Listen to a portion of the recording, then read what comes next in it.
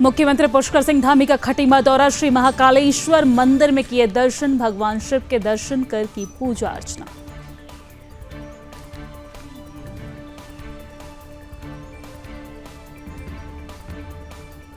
मुख्यमंत्री पुष्कर सिंह धामी ने देहरादून रवाना होने से पहले स्थानीय जनप्रतिनिधियों से मुलाकात की। स्थानीय जन समस्याओं को सुन दिए जल्द निस्तारण के निर्देश।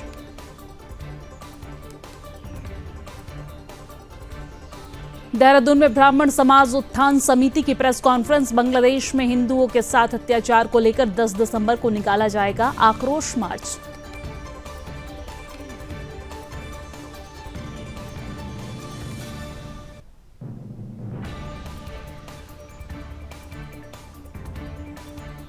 उत्तराखंड में नगर निकाय चुनाव और जिला पंचायत चुनाव को लेकर शुरू हुई पार्टियों की तैयारी। बीजेपी के बाद अब कांग्रेस ने की कार्यकर्ताओं के साथ बैठक।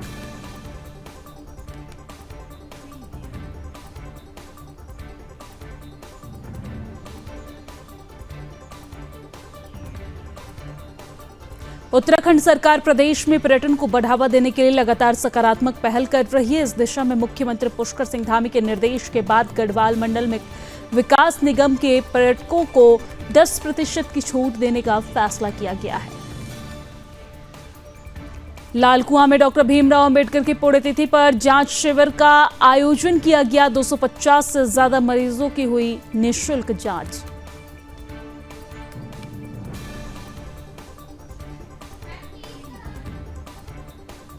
उत्तराखंड में पहली बार होगा वर्ल्ड आयुर्वेद कांग्रेस का आयोजन। 12 से 15 दिसंबर 2024 तक किया जाएगा। कार्यक्रम का आयोजन 54 देशों से आएंगे 7,000 से ज्यादा डेलीगेट्स। विकासनगर में पुलिस को मिली बड़ी सफलता। ग्रीन हर्बल फूड फैक्ट्री पर की छापेमारी की कार्रवाई। नारकोटिक्स दवाइयां बनाने का किया पर्दाफाश। दवाइयों की अवैध फैक्ट्री पर मारा छापा।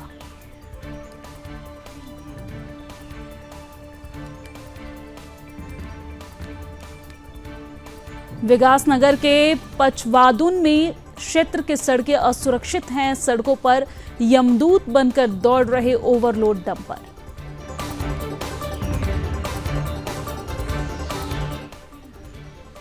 टिहरी डीएम मयूर दीक्षित ने किया सुमन लाइब्रेरी का निरीक्षण। निर्माण कार्यों में किसी भी तरह की लापरवाही न बरतने की बात कही।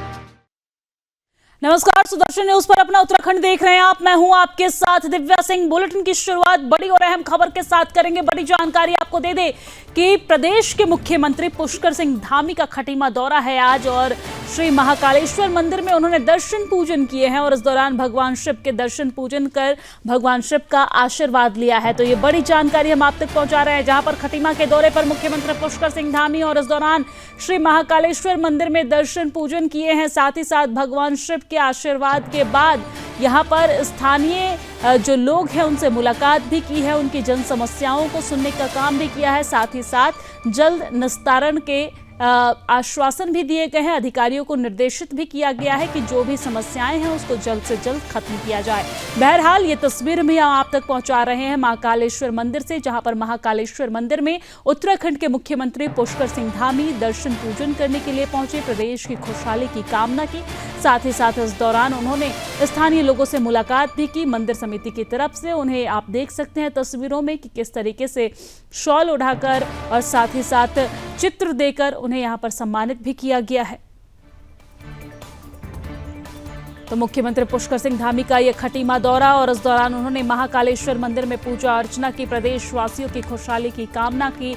भगवान शिव के दर्शन पूजन कर आशीर्वाद उन्होंने प्राप्त किया है। मंदिर समिति की तरफ से उनका स्वागत भी इस दौरान किया गया है और साथ ही साथ खटीमा दौरे के दौरान मुख्यमंत्री पुष्कर सिंह धामी ने मंदिर में पूजा अर्चना करने के बाद आम जनता के, वहां के स्थानीय लोगों से मुलाकात की है। उनकी समस्याओं को सुना है। जन समस्याओं को सुनने के बाद अधिकारियों को निर्देश भी किया गया है कि इनकी जो भी समस्या है उसका तत्काल प्रभाव से निस्तारण किया जाए। स्थानीय लोगों को भी आश्वासन दिया गया है कि आपकी समस्याओं का जल्द ही निस्तारण किया जाएगा। और चलिए अब आगे बढ़ते हैं। मुख्यमंत्री पुष्कर सिंह धामी ने शनिवार सुबह देहरादून रवाना होने से पहले अपने पैतृक आवास पर स्थानीय जनप्रतिनिधियों से भेंट वार्ता की है और स्थानीय जन समस्याओं को सुना है। इस दौरान मुख्यमंत्री पुष्कर सिंह धामी ने एकत्रित कार्यकर्ताओं से मुलाकात भी की है, जहां पर मुख्यमंत्री ने जन समस्याओं के निस्तारण हेतु संबंधित अधिकारियों को निर्देशित भी किया है। मुख्यमंत्री को देहरादून रवाना होने से पूर्व लोहिया हेड स्थित हेलीपैड पर गार्ड ऑफ ऑनर दिया गया है। आपको जानकारी दे दें कि इसके बाद मुख्यमंत्री पुष्कर सिंह धामी अपने निर्धारित कार्यक्रम में शिरकत करने के लिए देहरादून रवाना हो गए हैं। तो ये तस्वीर आप देख रहे हैं खटीमा से। आपको इससे पहले हमने जानकारी दी कि इस दौरान वो खटीमा दौरे पर जब पहुंचे तो महाकालेश्वर मंदिर में उन्होंने पूजा अर्चना भी की। हमने ये भी आपको बताया कि किस तरीके से मुख्यमंत्री पुष्कर सिंह धामी यहाँ पर जन समस्याओं को सुनते नजर आए। तस्वीरें आप देखिए जरा, यहाँ पर स्थानीय कार्यकर्ताओं से मुलाकात करते जन समस्याओं को सुनते नजर आ रहे हैं। अधिकारी पदाधिकारी यहाँ पर मौजूद हैं जो यहाँ पर जिन्हें निर्देशित किया गया है कि इन समस्याओं का जल्द से जल्द निस्तारण किया जाए। मुख्यमंत्री को देखने के लिए स्थानीय लोगों में बेहद उत्साह है।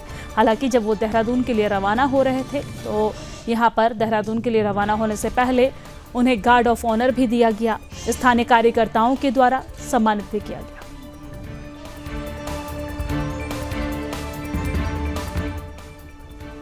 और चलिए अब आगे बढ़ते हुए बात देहरादून की करते हैं। देहरादून में ब्राह्मण समाज उत्थान समिति ने एक प्रेस कॉन्फ्रेंस की है, जिसमें ब्राह्मण समाज उत्थान परिषद के महामंत्री उमा नरेश तिवारी ने बताया है कि 10 दिसंबर को रेंजर ग्राउंड में आक्रोश मार्च प्रारंभ होगा, जिसका समापन डीएम कार्यालय तक होगा। आपको ये जानकारी दे दें कि बांग्लादेश में पिछले 4 महीने में अल्पसंख्यकों हिंदुओं पर हमले में बढ़ोतरी हुई है। यानी कि जो अल्पसंख्यक वहां पर हिंदू बसे हुए हैं उन पर लगातार हमले की खबर सामने आ रही है और इन घटनाओं ने भारतीय हिंदू समाज को झकझोर कर रख दिया है। वाराणसी में प्रदर्शन कर रहे लोगों ने इस स्थिति को गंभीर मानते हुए इसे अंतर्राष्ट्रीय मानवाधिकार का उल्लंघन बताया है। आपको ये भी जानकारी दे दें कि बांग्लादेश में हत्या, अपहरण, बलात्कार, लूटपाट और आगजनी जैसी घटनाओं में तेजी में से वृद्धि हुई है। हिंदू मंदिरों और घरों को निशाना बनाया जा रहा है, जिससे पूरे भारतवर्ष में लोगों में आक्रोश है, हिंदुओं में आक्रोश है। लगातार भारत के जो हिंदू हैं, जो हमारे देश के हिंदू हैं, वो कार्रवाई की मांग कर रहे हैं भारत सरकार से कि इस पूरे मामले पर एक्शन लेने की जरूरत है। और इसी को देखते हुए ब्राह्मण समाज उत्थान की तरफ से प्रेस कॉन्फ्रेंस की गई है कि वो एक आक्रोश रैली निकालने वाले हैं।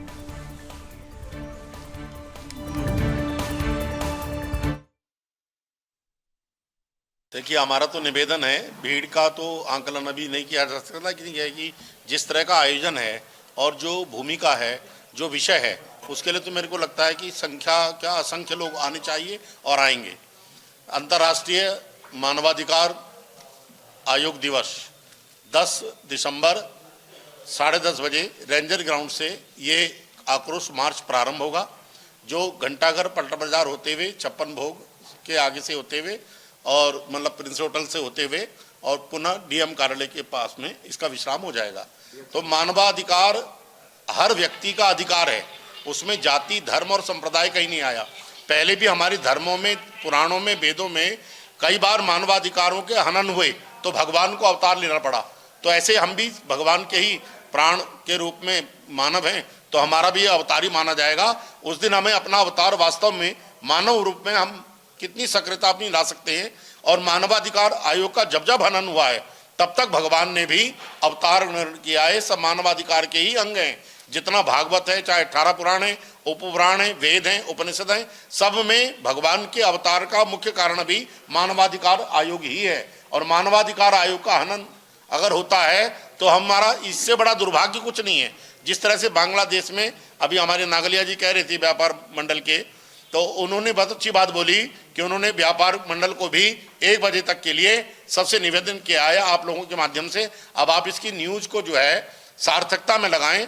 और किसी जाति, धर्म, संप्रदाय के लिए नहीं है, सबके लिए है। मानवाधिकार एक बच्चे से लेकर के एक वृद्ध व्यक्ति तक और एक गरीब से लेकर के एक बड़े अमीर तक का समान रूप में मानवाधिकार आयोग होता है।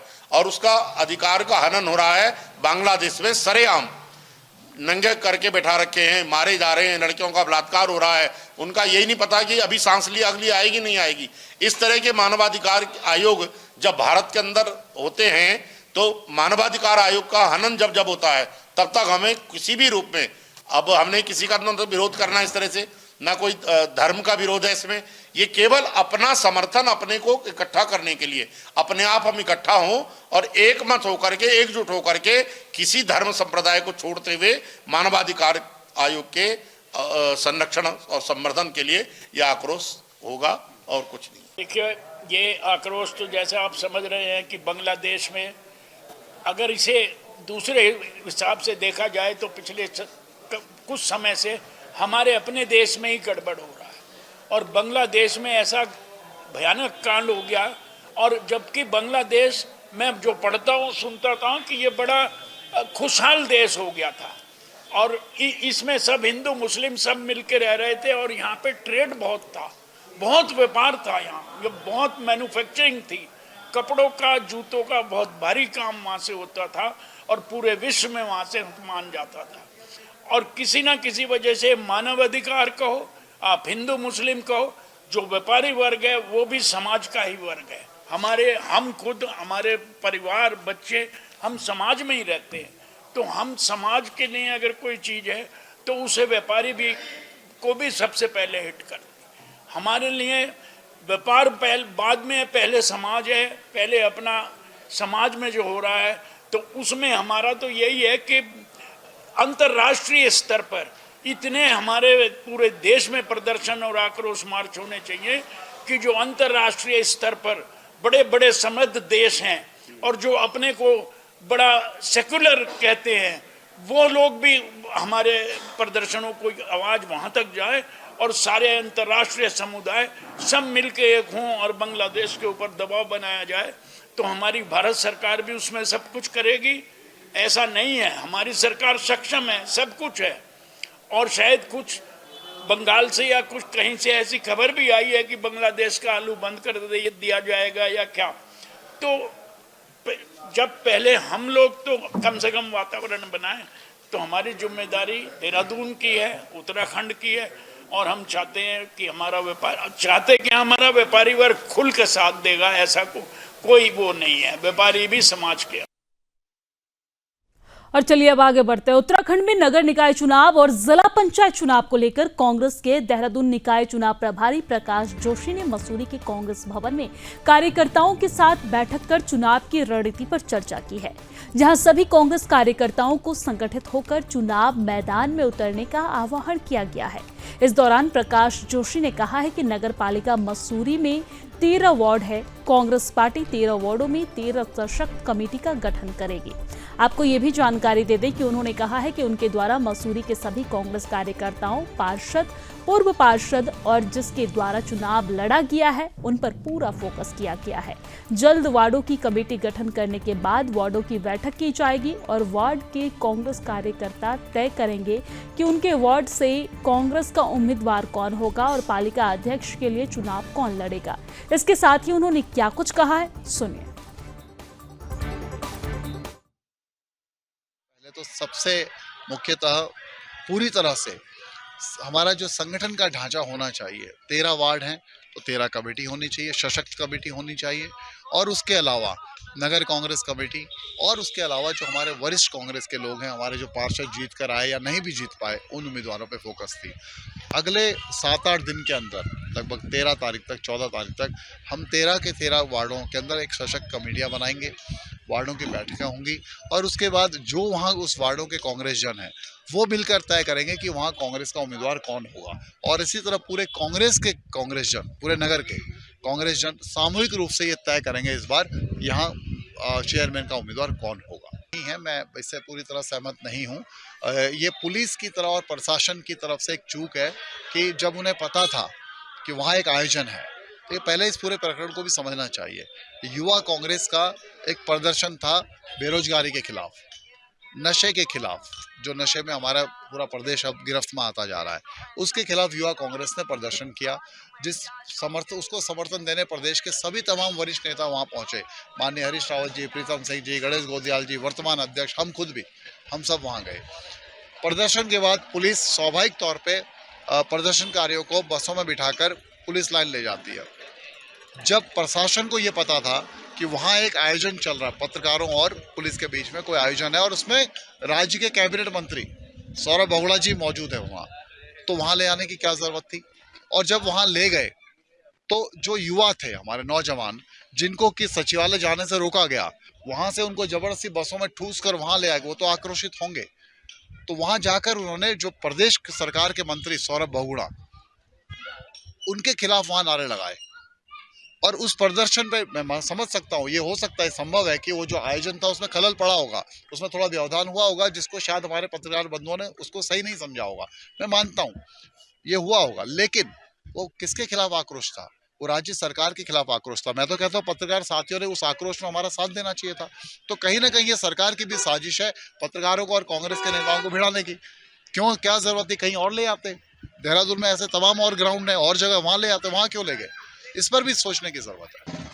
अब शक्ल सूरत से मुंगेरी लाल जैसे कौन दिखते हैं तो आप भी जानते हैं। जब उनके प्रदेश अध्यक्ष कुछ बयान देते हैं, कुछ बोलते हैं, तो मुंगेरी लाल का सपना हमें खुद दिख जाता है, उनके अंदर छवि दिख जाती है।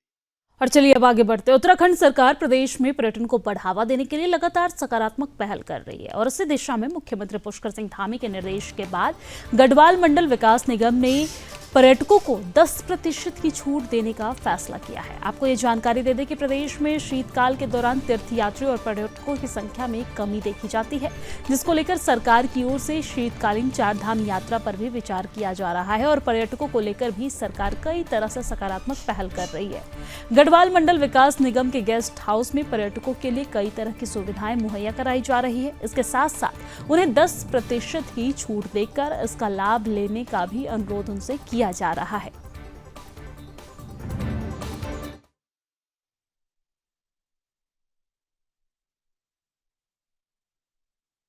पर्यटन को देखते हुए माननीय मुख्यमंत्री द्वारा एक घोषणा की गई। शीतकालीन पर्यटन थोड़ा हमारा स्लो रहता है, तो उसी को बढ़ावा देने के लिए माननीय मुख्यमंत्री जी के निर्देश के क्रम में हमने गढ़वाल मंडल में हमारे जितने भी TRH हैं, 88 हैं, उनमें 10% डिस्काउंट का अपना वेबसाइट में भी प्रचारित कर दिया है, प्रसारित भी कर दिया है। और आपके माध्यम से मैं जो भी लोग आना चाह रहे हैं तो उनको एक रिक्वेस्ट है, अनुरोध है कि TRH की फैसिलिटी का उपयोग करें। बेस्ट लोकेशन, बेस्ट अकोमोडेशन और 10% का डिस्काउंट इसमें हम लोग सभी अपने कस्टमर्स को दे रहे हैं।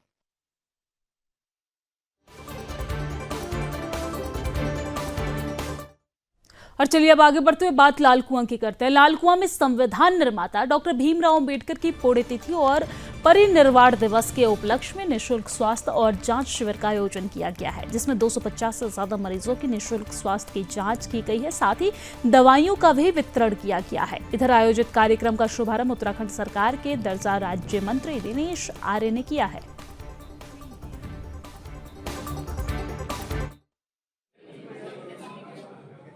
आज लाल कुआं में अम्बेडकर युवा जन समिति द्वारा जो अम्बेडकर जी का परिनिर्वाण दिवस मनाया गया, उसमें सबसे पहले हम सब लोगों ने जो यहाँ आए उसमें सबने अपनी श्रद्धांजलि पुष्पांजलि अर्पित की।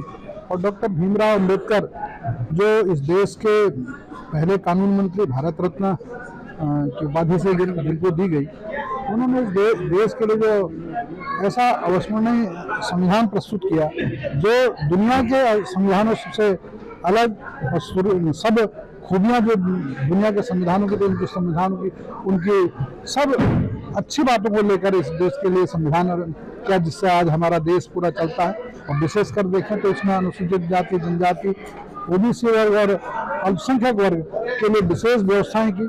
उनकी चाहे शिक्षा की व्यवस्था हो, चाहे राजनीतिक आरक्षण की व्यवस्था हो, चाहे और सामाजिक बराबरी की व्यवस्था हो, उस व्यवस्था को डॉक्टर भीमराव अंबेडकर जी ने संविधान में लिखकर हम इस देश के लिए और सामान्य वर्ग के लिए, अगर देश का के लिए कानून जो पहला संविधान बनाया, उस संविधान में श्रम कानून दिए हों या महिलाओं के लिए अधिकार दिए हों या इस तरह की अन्य व्यवस्थाएं दी हो, अम्बेडकर जी ने अपने संविधान में तब लिख दी थी। आज के इस अवसर पर हम सब लोग उनको स्मरण करते हुए अपनी श्रद्धांजलि अर्पित करने यहाँ आए थे। और विशेषकर मैं अम्बेडकर युवा जन समिति है उसको बधाई देता हूँ कि उन्होंने एक सुंदर विचार गोष्ठी का कार्यक्रम रखा, जिसके गोष्ठी में अम्बेडकर जी के बारे के द्वारा किए गए कार्य की चर्चा हुई। साथ ही यहाँ पर जो निःशुल्क चिकित्सा शिविर लगा उसके लिए भी वो बधाई के पात्र है, जिसमें गरीब लोग अगर अपने आंखों को उनका टेस्ट करा रहे हैं, आंखों को दिखा रहे हैं, उसके लिए भी मैं उनको बधाई और शुभकामनाएं देता हूँ। देखिए, आज बाबा साहब डॉक्टर भीमराव अंबेडकर साहब का महापरिनिर्वाण दिवस है। उसमें आज हम यहाँ श्रद्धा सुमन उनको अर्पित करने पहुंचे। सम्मानित लाल कुआं क्षेत्र में इस कार्यक्रम को आहूत किया गया है और लाल कुआं की जनता द्वारा जिस तरीके से बाबा साहब को याद किया गया, वास्तव में वो एक ऐतिहासिक क्षणों का मैं साक्षी बना हूँ आज लाल कुआं में पहुंच करके। और बाबा साहब अम्बेडकर साहब ने जितना इस समाज के लिए और जो इस भारत वर्ष के लिए किया है, वो वास्तव में इतिहास पुरुष थे। जितना उनके बारे में हम बोलते हैं उतना उनके बारे में हमें अध्ययन होता है, और जितना अध्ययन उनको करते हैं तो साक्षात महसूस होता है कि हम ऐसे ईश्वरीय रूप को हमें देखने का, समझने का, उनके अनुयायी होने का मैं सौभाग्य प्राप्त हुआ है। और मैं नमन करते हैं बाबा साहब डॉक्टर भीमराव अम्बेडकर जी के जीवन के पूरे सारे आयामों को मैं नमन करता हूँ, बहुत बहुत नमन करता हूँ। सभी को मेरा नमस्कार। मैं डॉक्टर अंशुल केडिया हूँ। मैं एक छाती रोग विशेषज्ञ डॉक्टर हूँ। मैं संजीवनी अस्पताल हल्द्वानी में कार्यरत हूँ। आज मेरे साथ डॉक्टर अदिति अरोरा भी आई है। वो गायनी की डॉक्टर हैं और बाकी हमारी टीम भी आई है। इसमें मोहन पाठक जी हमारे वीआरओ हैं और हमारे साथ नर्सिंग स्टाफ भी आए हैं। हमने यहाँ पर सांस से संबंधित मरीजों को और जो बदलते मौसम के साथ सर्दी जुकाम बुखार के मरीजों को देखा है। यहाँ पर हमने हमारी जो महिला रोग विशेषज्ञ डॉक्टर हैं, उन्होंने महिलाओं से संबंधित बीमारियों के बारे में उनको जानकारी दी है और उनको दवाएं भी बताई हैं। बहुत से मरीजों में जोड़ों का दर्द और कमर में दर्द की शिकायत थी, जिसके लिए दवाएं भी दी गई है। कईयों को खून की कमी थी, उसके लिए भी दवाएं दी गई हैं। कई मरीजों के बढ़े हुए बीपी ब्लड प्रेशर भी था, जिसके लिए भी दवाएं उपलब्ध कराई गई हैं और उनको बीपी के बारे में जानकारी भी दी गई है कि बढ़े हुए बीपी के कारण क्या क्या उनको दिक्कतें आगे हो सकती हैं। तो इसलिए अपने बीपी का निरंतर जांच करें और समय पर उपचार करें और अपने डॉक्टर से मिलें। सबसे पहले तो मैं डॉक्टर अदिति अरोरा चक्रवर्ती संजीवनी हॉस्पिटल हल्द्वानी में कार्यरत हूँ। मैं एक ऑब्स्टेट्रिशियन और गायनेकोलॉजिस्ट अर्थात लेडीज की डॉक्टर हूँ। आज हमारी तरफ से अम्बेडकर नगर लाल कुआं में निःशुल्क स्वास्थ्य शिविर ऑर्गेनाइज किया गया था, जिसमें वैसे तो हमने कोशिश करी ज्यादातर महिलाओं को ज्यादातर एरियाज कवर करने की, फिर भी हमसे कई एरिया छूट गए हों, ऐसा हो सकता है, जिसके लिए माफी चाहेंगे।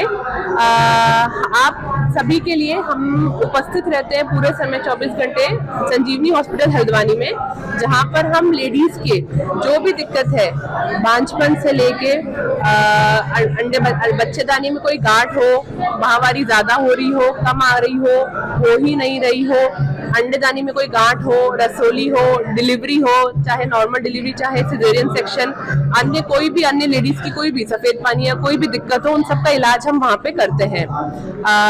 कभी भी आप मेरे से वहाँ पे परामर्श ले सकते हैं। और आज हमारी तरफ से निःशुल्क जांच शिविर किया गया था, जिसमें काफी लोगों ने योगदान दिया और काफी लेडीज बढ़ चढ़ के आई हैं, जिसके लिए हम आप सभी के आभारी हैं।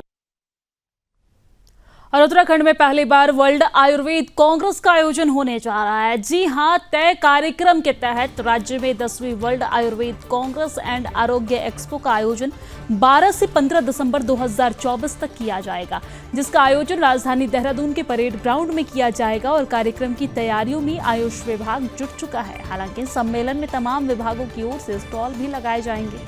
आगामी 10वीं वर्ल्ड आयुर्वेद कांग्रेस एंड आरोग्य एक्सपो में भारत और अन्य 54 देश से मिलकर 7,000 से ज्यादा डेलीगेट्स आ रहे हैं और इस सम्मेलन में 1 लाख लोगों की शामिल होने का अनुमान है।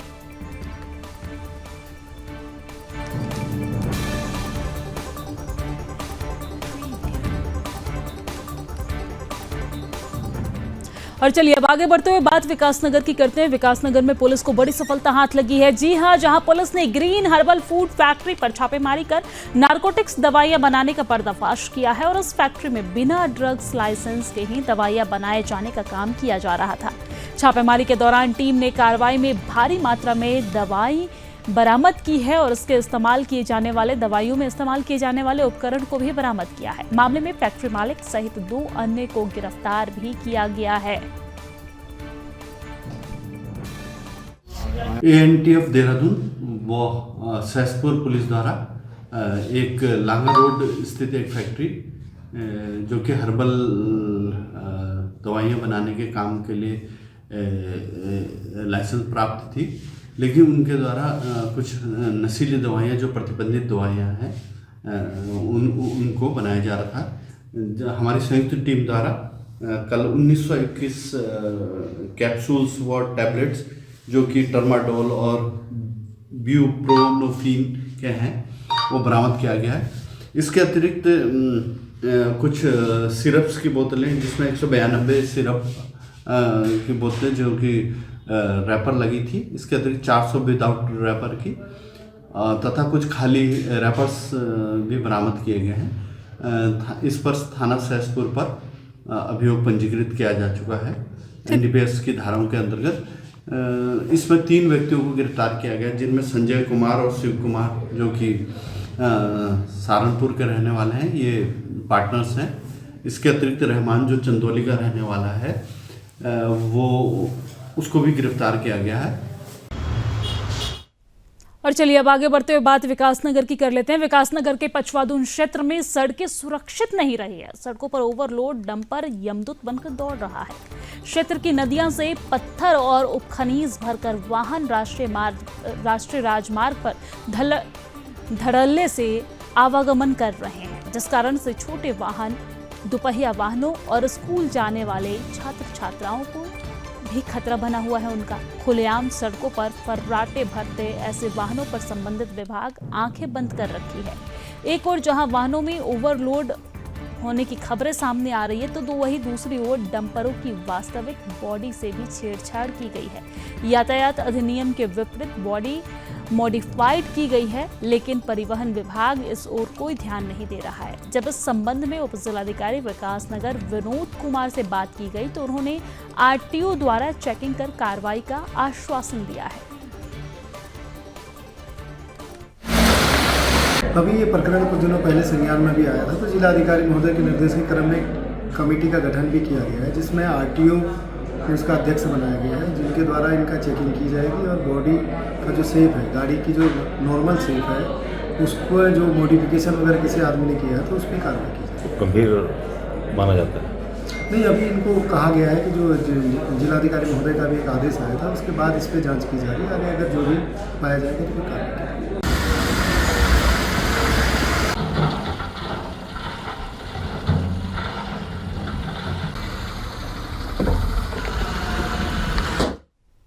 और चलिए आगे बढ़ते हुए बात टिहरी की कर लेते हैं। टिहरी DM मयूर दीक्षित ने आज घंटाघर बोराड़ी में बन रही सुगम लाइब्रेरी का निरीक्षण किया है। जी हां, आपको जानकारी दे दें कि सुमन लाइब्रेरी टिहरी में बन रही है, जिसका निरीक्षण DM के द्वारा की गई है। साथ ही उन्होंने अधिकारियों को निर्देशित करते हुए लाइब्रेरी में चल रहे निर्माण कार्यों में किसी भी तरह की कोई लापरवाही नहीं बरतने की बात कही है।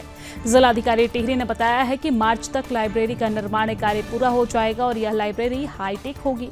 साथ ही उन्होंने ये भी कहा है कि प्रदेश सरकार के निर्देश पर लाइब्रेरी का काम करवाया जा रहा है। जिला योजना का बजट खर्च हो रहा है। उन्होंने श्रीदेव सुमन राजकीय पुस्तकालय के साथ ही घंटाघर का भी निरीक्षण किया और नगर पालिका द्वारा साफ सफाई रखने के निर्देश भी जारी किए। लेकिन जो प्रथम तल का हमने रिनोवेशन किया था 2024 में, जो कि कंप्लीट हो चुका है। अब जो उसका ग्राउंड तल है उसको हम रिनोवेट कर रहे हैं और इसको जिला योजना से हमने इसका फंडिंग करी है। मार्च तक का डेडलाइन है। एक नए लुक के साथ एक हाईटेक लाइब्रेरी बनाने का डायरेक्शंस थे राज्य सरकार के, तो हम प्रयास करें कि नई टिहरी में जो ये एक पुरानी लाइब्रेरी है इसको हम ठीक करें। और आधा काम इसमें पहले हो चुका है, आधा अभी जो है उसके लिए अभी कार्य प्रगति पर है। और इसी के साथ अपना उत्तराखंड की खबरों में फिलहाल के लिए इतना ही, लेकिन देश और दुनिया की तमाम खबरों के लिए आप देखते रहिए सुदर्शन न्यूज। नमस्कार।